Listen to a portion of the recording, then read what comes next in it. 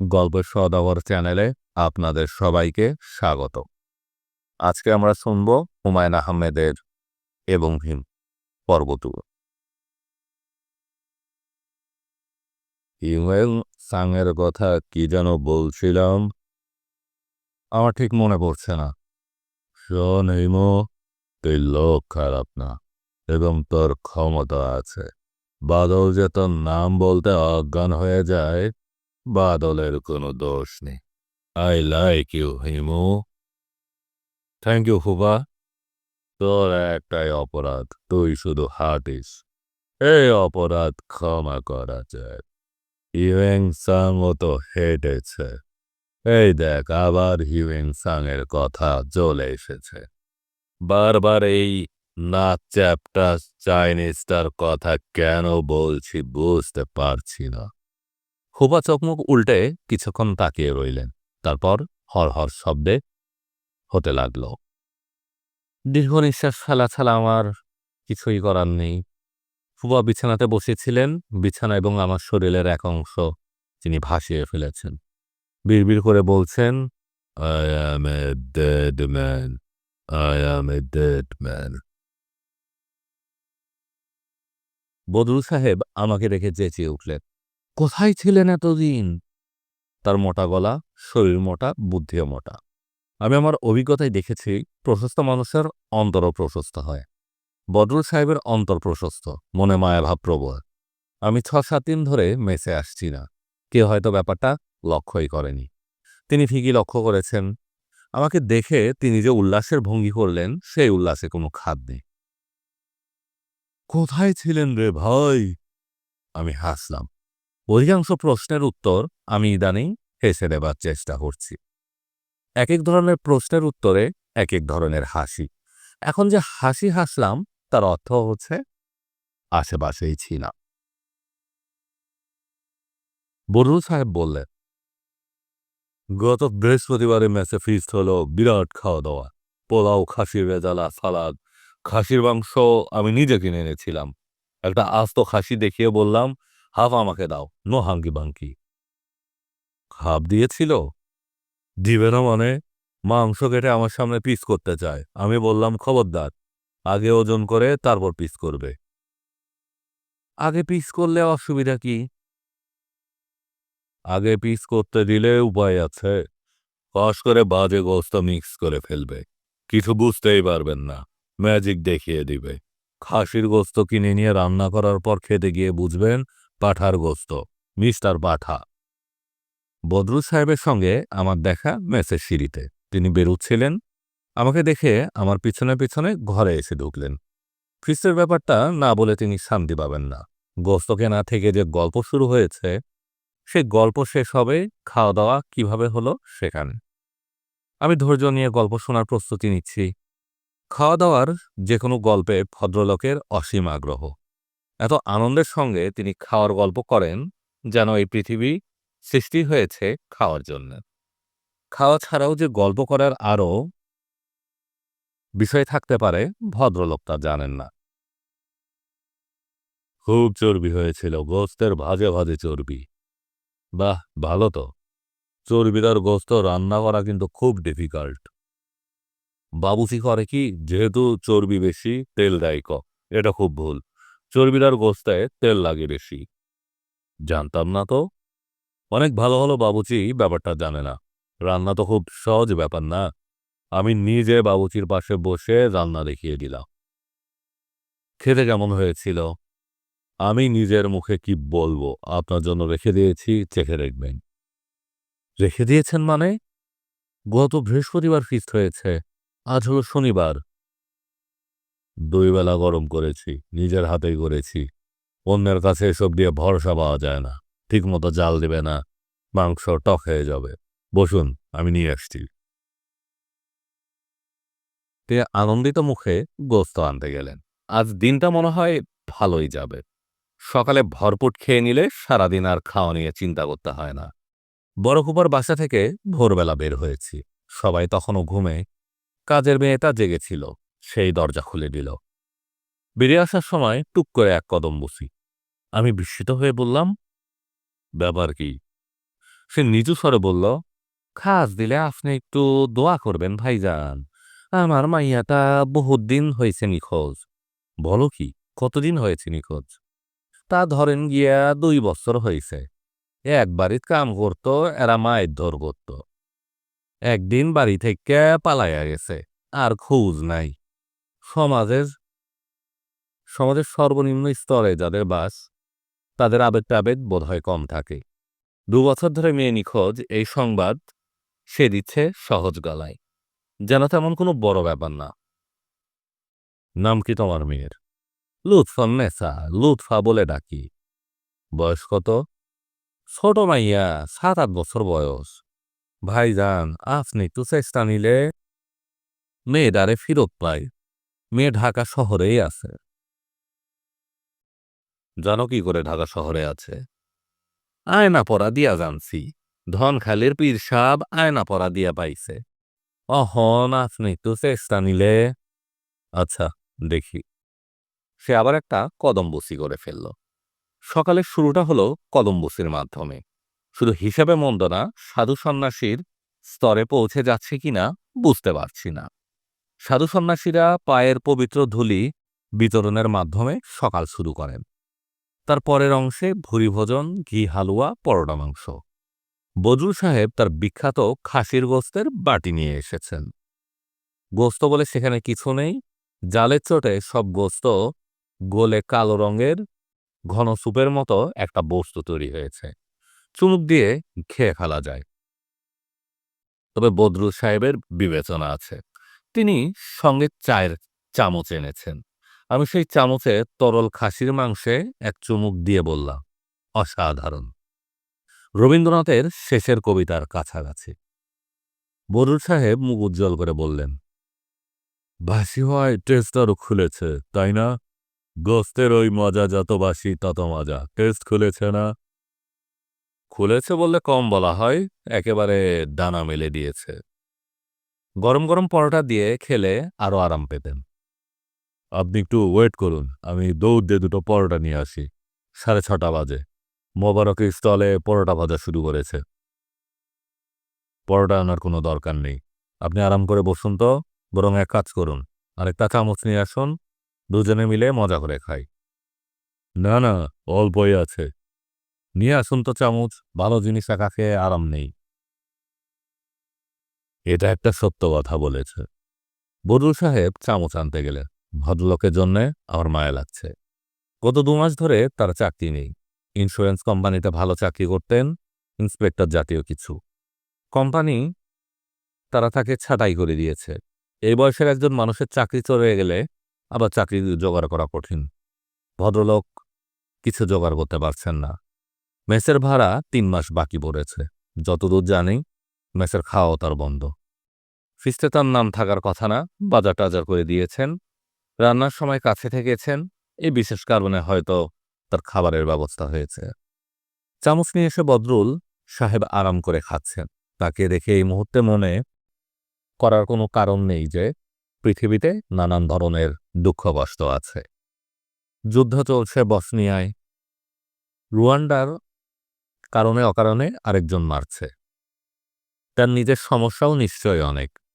2 মাস বাড়িতে money order যায়নি। বাড়ির লোকজন নিশ্চয়ই আতঙ্কে অস্থির হচ্ছে। ভদ্রলোক নির্বিকার। এব সাহেব। জি। আর ওগুলি চুষে চুষে খান, মজা পাবে। ইংরেজিতে একটা কথা আছে, nearer the bone sweeter is the meat. আমি একটা হাড় মুখে ফেলে চুষতে লাগলাম। তিনিও একটা মুখে নিলেন, আনন্দে তার প্রায় চোখ বন্ধ। বদরুল সাহেব। যে চাকরি বাকরির কিছু হলো? এখনো হয় নাই, তবে ইনশাল্লাহ হবে। আমার অনেক লোকের সঙ্গে জানাশোনা। এদের বলেছি, এরা আশা দিয়েছে। শুধু আশার উপর ভরসা করাটা কি ঠিক হচ্ছে? আমার খুব ক্লোজ একজনকে বলেছি, স্টান গার্মেন্টসের মালিক। স্কুলে একসঙ্গে পড়েছি। এখন রমরমা অবস্থা। গাড়ি টাড়ি কিনে হুলস্থুল, বাড়ি করেছে গুলশানে। তিনি কি আশা দিয়েছেন? পরে যোগাযোগ করতে বলেছে। সেদিনই সে হংকং যাচ্ছিল। দারুণ ব্যস্ত। কথা বলার সময় নেই। এর মধ্যেই সে পেস্ট্রিকেও খাইয়েছে। পূর্বানীর পেস্ট্রি। স্বাদে অন্যরকম। মাখনের মতো মলায়। মুখের মধ্যেই গলে যায়। চাবাতে হয় না। আপনার খুব ঘনিষ্ঠ বন্ধু? বললাম না, স্কুল জীবনের বন্ধু। নাম হলো গিয়ে আপনার ইয়েকুব।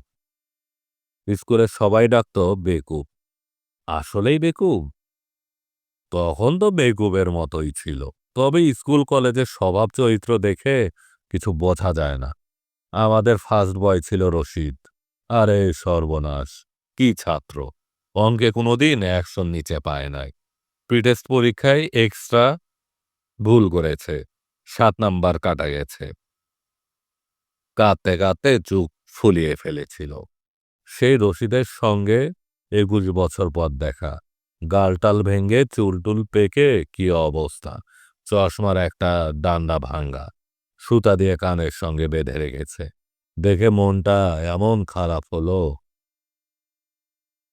অঙ্কে ১০০ পর ছেলের এ অবস্থা, মন খারাপই হবার কথা। অঙ্কে টেনিটুনে পাশ করলে কানে সুতা বেঁধে চশমা পড়তে হতো না। কারেক্ট বলেছেন। ২১ বছর পর দেখা। কোথায় কুশল জিজ্ঞাসা করবে, ছেলে মেয়ে কত বড় এইসব জিজ্ঞেস করবে, তা না। ফট করে ১০০ টাকা ধার চাইল। ধার দিয়েছেন? ২০ টাকা পকেটে ছিল। তাই দিলাম, খুশি হয়ে নিয়েছে।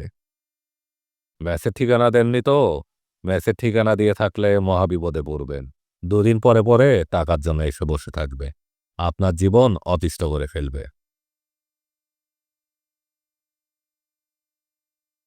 বদরুল সাহেব দুঃখিত গলায় বললেন, স্কুল জীবনের বন্ধু তো দুরবস্থা দেখে মনটা এত খারাপ হয়েছে, আমার নিজের চোখে পায়ে পানি এসে গিয়েছিল। সুতা দিয়ে কানের সঙ্গে চশমা বাঁধা। বদরুল সাহেব দীর্ঘ নিঃশ্বাস ফেললেন। তার নিজের ভবিষ্যতের চেয়ে বন্ধুর ভবিষ্যতের চিন্তায় তাকে বেশি কাতর বলে মনে হলো। ইমু ভাই, জি, ভালো একটা নাস্তা হয়ে গেল। কি বলেন? হ্যাঁ, হয়েছে। আপনি যে কষ্ট করে আমার অংশটা জমা করে রেখেছেন, তার জন্য ধন্যবাদ। আরে ছি, ছি! এটা একটা ধন্যবাদের বিষয় হলো? এতদিন পর ফিস্ট হচ্ছে, আপনি বাদ পড়বেন, এটা কেমন কথা? তাছাড়া আপনি যেদিন মেসে খান না, সেদিনের খাওয়াটা আমি খেয়ে ফেলি। ভালো করেন। অবশ্যই খেয়ে ফেলবেন। দেশে টাকা পাঠিয়েছেন? গত মাসে পাঠিয়েছি। এই মাস বাদ পড়ে গেল। তবে সমস্যা হবে না। আমার স্ত্রী খুবই বুদ্ধিমতী মহিলা। সে ব্যবস্থা করে ফেলবে। আপনার যে চাকরি নেই, সে খবর স্ত্রীকে জানিয়েছেন? জি না। আপনার ভাবি মনটা খারাপ করবে। কি দরকার? চাকরি তো পাচ্ছি। মাঝখানে কিছুদিন টেনশনে ফেলে লাভ কি? আজই ইয়াকুবের সঙ্গে দেখা করব। সংস্কৃতে একটা কথা আছে না? শুভ্রম শীঘ্রম। চা খাবেন হিমু ভাই? জি না। দরজা-টরজা বন্ধ করে লম্বা ঘুম দিব। আমার স্বভাব হয়ে গেছে বাদুড়ের মতো। দিনে ঘুমাই, রাতে জেগে থাকি। কাজটা ঠিক হচ্ছে না ভাই সাহেব। শরীরের দিকে লক্ষ্য রাখতে হবে। শরীর নষ্ট হলে মন নষ্ট হয়। আমার শরীরটা ঠিক আছে বলেই এত বিপদে আপদে মনটা ঠিক আছে। শরীরটা ঠিক রাখবে। আমার আবার উল্টা নিয়ম। মনটা ঠিক রাখি, যাতে শরীর ঠিক থাকে। বদরুল সাহেব বাটি এবং চামচ নিয়ে উঠে দাঁড়ালেন। লজ্জিত ভঙ্গিতে বললেন, ছোট্ট একটা কাজ করে দিবেন হিমু ভাই। জি, বলুন। মেসের ম্যানেজার আমাকে বলেছে সোমবারের মধ্যে মেস ছেড়ে দিতে। আজে বাজে সব কথা, গালাগালি। আপনি যদি একটু বলে দেন, ও আপনাকে মানে। আমি এক্ষুনি বলে দিচ্ছি। তাকে বললাম যে চাকরি হয়ে যাচ্ছে। ইয়াকুবকে বলেছি, এত বড় গার্মেন্টসের মালিক, চাকরি তার কাছে কিছুই না। সে একটা নিঃশ্বাস ফেললে ১০টা লোকের এমপ্লয়মেন্ট হয়ে যায়। বিশ্বাস করে না। আপনি বললে বিশ্বাস করবে। আমাদের ম্যানেজারের নাম হায়দার আলী খান। নামের সঙ্গে তার চেহারার কোনো সঙ্গতি নেই। রোগা বেটে একজন মানুষ। বেটেরা সচরাচর কুঁজো হয় না। তিনি খানিকটা কুঁজো। ব্যক্তিবিশেষের সামনে তার কুঁজো ভাব প্রবল হয়। আমি সেই ব্যক্তিবিশেষের একজন। তিনি কোনো কারণ ছাড়াই আমাকে ভয় পান। হায়দার আলী খাঁ গুটিসুটি মেরে বসে আছে, ফ্রিজে করে চা খাচ্ছে। ওই লোককে আমি কখনো চায়ের কাপে করে চা খেতে দেখিনি। আমি কাছে এসে হাসি মুখে বললাম, ভাই সাহেব, খবর কি? ভদ্রলোক যেভাবে চমকালেন তাতে মনে হলো ৭ রেক্টার স্কেলের একটা ভূমিকম্প হয়ে গেছে। ফ্রিজের সব চা তার জামায় পড়ে গেল। আমি বললাম, করছেন কি? "স- চা চা খাচ্ছি স্যার। খুব ভালো, বেশি করে চা খান। রিসার্চ করে নতুন করে বের করেছে, দৈনিক যে ৭ কাপ চা খায় তার হার্টের আর্টারি কখনো ব্লক হয় না। Thank you sir, thank you. যেভাবে তিনি থ্যাংক ইউ বললেন তাতে ধারণা হতে পারে হার্টের আর্টারি সংক্রান্ত রিসার্চটা আমার করা। আমি অবসর সময়ে মেসের ঘরের দরজা বন্ধ করে রিসার্চ করছি। বড়ুল সাহেবকে নাকি নোটিশ দিয়েছেন, কথা কি সত্যি? জি, ৩ মাসের রেন্ট বাকি আর নানান যন্ত্রণা করে। বর্ডাররা নালিশ করেছে। কি যন্ত্রণা করেছে? রান্নার সময় বাবুর্চির পাশে বসে থাকে। ফিস্ট হয়েছে, ৩০ টাকা করে চাঁদা। একটা পয়সা দেয় নাই, ফিস্ট খেয়ে বসে আছে। চাঁদা না দিলেও খাটাখাটনি তো করেছে। গোস্ত কিনে আনা, খাসির গোস্ত যে কেউ কিনতে পারে না। খুবই জটিল ব্যাপার। খাসি ভেবে কিনে এনে রান্নার পর প্রকাশ পায় পাঠা। হায়দার আলী খাঁ তাকাচ্ছেন। আমার কথাবার্তার ধরন বুঝতে পারছেন না। কি বলবেন তাও বুঝিয়ে উঠতে পারছেন না। ম্যানেজার সাহেব, জি স্যার। বদরুল সাহেবকে আর কিছু বলবেন না। ৩ মাসের রেন্ট বাকি পড়ে গেছে। অন্য পার্টিকে কথা দিয়ে ফেলেছি। মানুষের একটা কথার দাম আছে না? ঠিক না স্যার? ঠিক তো বটেই। কথার দাম আগে যা ছিল মুদ্রাস্ফীতির কারণে সে দাম আরও বেড়েছে। তবু একটা ব্যবস্থা করুন। ১ মাসের মধ্যে সব পেমেন্ট ক্লিয়ার হয়ে যাবে। কিভাবে হবে? শুনেছি উনি ছাঁটাই হয়ে গেছেন। অফিসের পাওনা টাকা পয়সাও দিচ্ছেন না। টাকা পয়সার কি নাকি গন্ডগোল আছে। গন্ডগোল তো থাকবেই রে ভাই। পৃথিবীতে বাস করবেন আর গন্ডগোলে পড়বেন না তা তো হয় না। এই গন্ডগোল নিয়েই বাস করতে হয়। উপায় কি? মনে থাকবে তো কি বললাম? জি, জি স্যার। আমি ঘরে এসে দরজা বন্ধ করে শুয়ে পড়লাম। ম্যানেজার অত্যন্ত বিনয়ের সঙ্গে জি স্যার বলেছে বলেই ঠিক ভরসা পাচ্ছিলাম। বিনয়ের বাড়াবাড়িটাই সন্দেহজনক। আমার নিজের ধারণা বিনয় ব্যাপারটা পৃথিবী থেকে পুরোপুরি উঠে গেলে পৃথিবীতে বাস করা সহজ হতো। বিনয়ের কারণে সত্য মিথ্যা প্রভেদ করার সমস্যা হয়। মিথ্যার সঙ্গে বিনয় মিশিয়ে দিলে সে মিথ্যা ধরার কারো সাধ্য থাকে না। ঘুমের চেষ্টা করছি, ঘুম আসছে না। বেশ কয়েকদিন থেকেই নিদ্রা এবং জাগরণের সাইকেলটা বদলাবার চেষ্টা করছি। রাত ঘুমের জন্য এবং দিন জেগে থাকার জন্য। এই নিয়ম ভাঙা দরকার। মানুষ ঘুমকে নিয়ন্ত্রণ করবে, সূর্য নিয়ন্ত্রণ করবে না। সূর্য হচ্ছে চলন্ত অগ্নিগোলক। মানুষের মতো অসাধারণ মেধার প্রাণীগোষ্ঠীকে নিয়ন্ত্রণ করার তার কোনো অধিকার নেই। টানা ঘুম দিলাম। ঘুম ভাঙল সন্ধ্যায় সন্ধ্যায়। এই সময় ম্যাচটা ফাঁকা ফাঁকা থাকে। বেশিরভাগই চা নাস্তা খেতে বাইরে যায়। মেসে শুধু একবেলা খাবারের ব্যবস্থা, রাতে। ১ কাপ চা খেতে হলেও রাস্তা পার হয়ে স্টলে যেতে হয়। ইদানিং অবশ্য নতুন এক চাওয়ালার শ্রেণীর উদ্ভব হয়েছে। এরা বিশাল ফ্লাক্সে করে চা ফেরি করে। চায়ের দাম ফিক্সড, ১ টাকা কাপ। চিনি বা দুধের দাম বাড়লে কাপের সাইজ ছোট হয়, কিন্তু চায়ের দামের হেরফের হয় না। আমাদের এখানে যে ছেলে চা বিক্রি করে তার নাম মতি। দেখতে রাজপুত্রের মতো, আসলে ভিখারি পুত্র। বারান্দায় এসে মতিকে খুঁজলাম, মতি এখনো আসেনি। তবে অপরিচিতি অপরিচিত এক ভদ্রলোক এসেছেন। শুকনো মুখে টুলে বসে আছেন। ভদ্রলোক অপরিচিত হলেও দেখামাত্র চিনলাম, কারণ তার চশমার একটা ডাট ভাঙা সুতা দিয়ে কানের সঙ্গে বাঁধা। ভদ্রলোক সন্দেহজনক দৃষ্টিতে আমাকে দেখছে। আমি বললাম, কি ভাই, ভালো আছেন? তিনি হকচকিয়ে গেলেন, উঠে দাঁড়ালেন। বদরুল সাহেবের কাছে এসেছেন, তাই তো? জি স্যার। টাকা ধারের জন্য? ভদ্রলোককে খানিকটা বিভ্রান্ত হয়ে গেছেন। চট করে কিছু বলতে পারছেন না, আবার খুব চেষ্টা করছেন কিছু বলতে।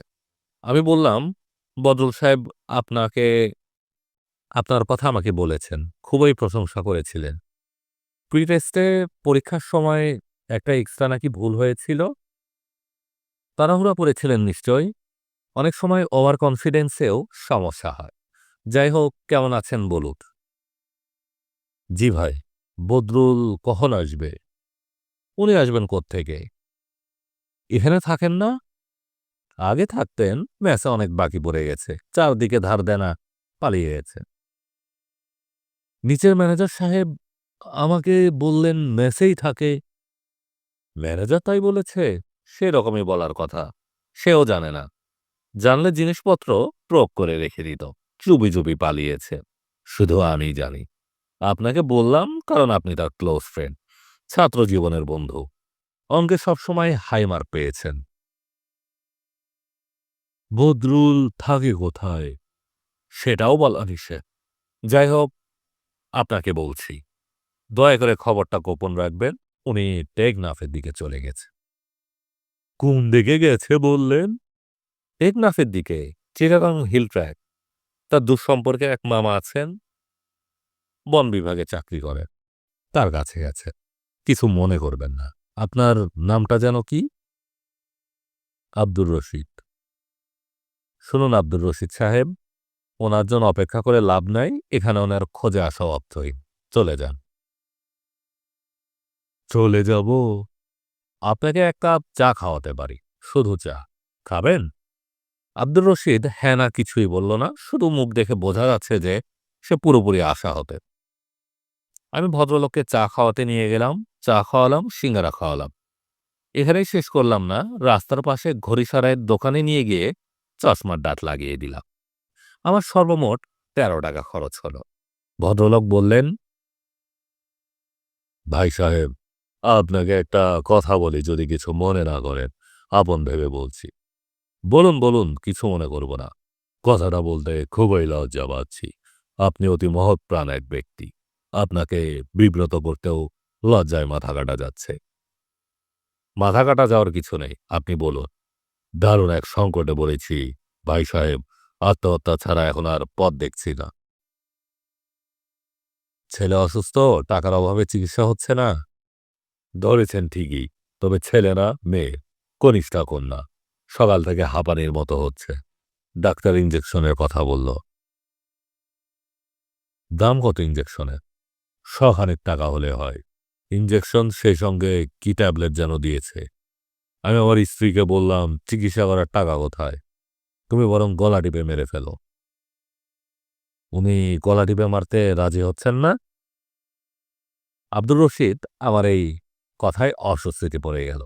আমি বললাম, এইসব কঠিন কাজ স্ত্রীলোক দেয়া হবে না। এইসব হলো পুরুষ মানুষের কাজ। গলা টিপে মারতে হলে আপনাকেই মারতে হবে।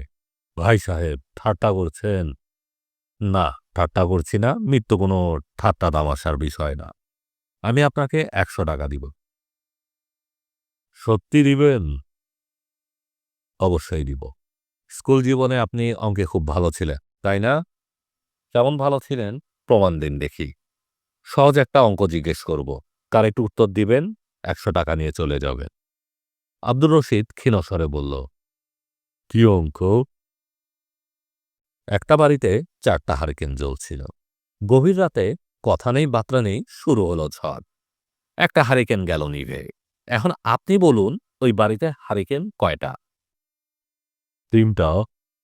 আমি দীর্ঘ নিঃশ্বাস ফেলে বললাম, হয়নি। একটা হারিকেন নিভে গেছে ঠিকই। হারিকেনের সংখ্যা তো কমেনি। হারিকেন ৪টাই আছে। আপনি তো ভাই অঙ্ক শিখতে পারেননি। টাকাটা দিতে পারলাম না, কিছু মনে করবেন না। আব্দুর রশিদ দাঁড়িয়ে আছে, আমি হাঁটা ধরছি। মেসে ফিরে যাব। সারাদিন কিছু না খাওয়াতে খিরেই নাড়িপুরি পাক দিচ্ছে। মেসে রান্না হয়েছে কিনা খোঁজ নিতে হবে। মেসের ভাত সকাল সকাল নেমে যায়। ভাত নেমে গেলে একটা ডিম ভেজে দিতে বলবো। আগুন গরম, ভাত ডিম ভাজা দিয়ে খেতে অতি উপাদেয়। তবে খেতে হয় চুলা থেকে ভাত নামার সঙ্গে সঙ্গে। দেরি করা যাবে না। ঘর থেকে বেরোবার জন্য রাত ১২টা খুব ভালো সময়।